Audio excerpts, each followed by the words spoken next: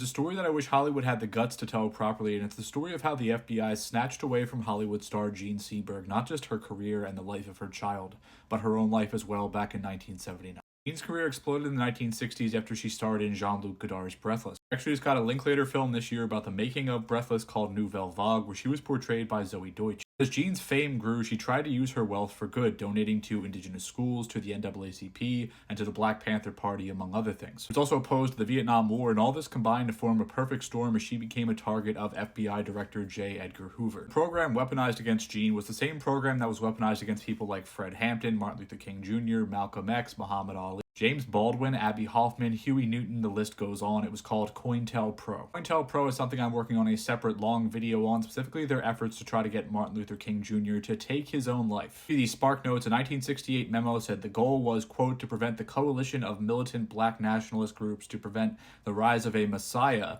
who could unify the militant black nationalist movement, and to pinpoint potential troublemakers and neutralize them before they exercise their potential for violence against authorities, to prevent militant black national groups and leaders from gaining respectability by discrediting them to both the responsible community and to liberals who have vestiges of sympathy. Now, Jean was identified as one of those liberals with sympathy, so her career was destroyed. Want to see how the FBI described their own goals in their own words? Pause to read. What they did in 1970 was spread the rumor that her baby was not actually fathered by her ex-husband Romaine Gary, but by Black Panther Raymond Hewitt, which was not true, but they used Joyce Harbor, a gossip columnist of the LA Times, to publish this as a blind item, and then got picked up by Newsweek, who published her name. It caused Jean an extensive amount of stress and anxiety, put so much pressure on her as the world turned against her. This is when her mental health started to fracture. It had a physical effect on her as well, because on August 23rd, 1970, she went into premature labor, gave birth to a 4-pound baby girl who died 2 days later. Ended up suing Newsweek for $200,000 and be awarded